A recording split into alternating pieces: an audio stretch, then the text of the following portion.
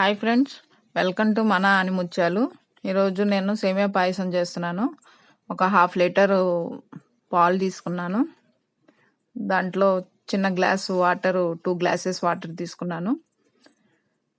3 spoons నెయ్యి వేసుకున్నాను. ఒక చిన్న బాండీలో క్యాష్యూస్ అండ్ కిస్మిస్ వేయించాను. నెక్స్ట్ అదే బాండీలో సేమియా 1 కప్ వేసుకున్నాను. కొంచెం రెడ్డిష్గా అయ్యేటట్టు ఫ్రై చేసుకోవాలి. ఈలోపు పాలు బాయిల్ అవుతూ ఉంటాయండి.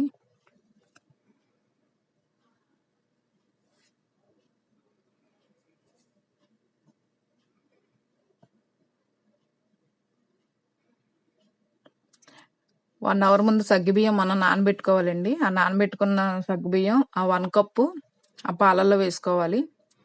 అలాగే మనం వేయించుకున్నాం కదా సేమియా, ఆ 1 కప్ సేమియా కూడా పాలల్లో వేసి కలబెట్టుకోవాలి.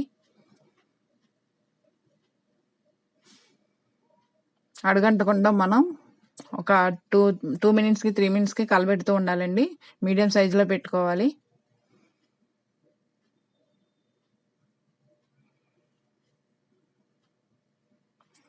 నెక్స్ట్ అది అయిపోయాక నేను బెల్లము 1.5 కప్పు బెల్లం పౌడర్ చేసి వేసుకుంటున్నానండి.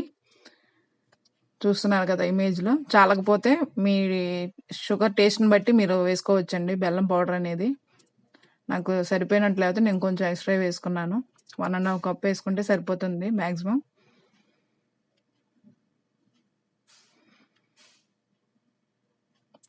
చూడండి, అంతా బాయిల్ అయిపోయింది, కుక్ అయిపోయింది ఆల్మోస్ట్.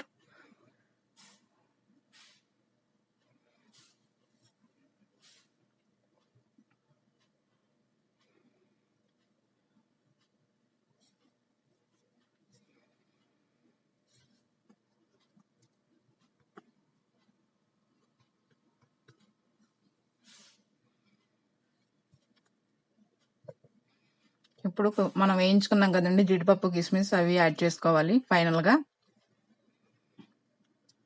సేమియా పాయసం రెడీ అయిపోయిందండి. లాస్ట్కి వచ్చి మనం ఇలాచీ పౌడర్ వేసుకోవాలండి. మన ఇష్టం, టేస్ట్ తగ్గట్టుగా ఎంత వేసుకోవచ్చు, ఎంతైనా. మీకు ఇష్టమైతే నెయ్యి కూడా ఒక 2 టేబుల్ స్పూన్స్ యాడ్ చేసుకోవచ్చండి, ఇంకా టేస్టీగా ఉంటుంది. థ్యాంక్స్ ఫర్ వాచింగ్ మన ఆనిముత్యాలు.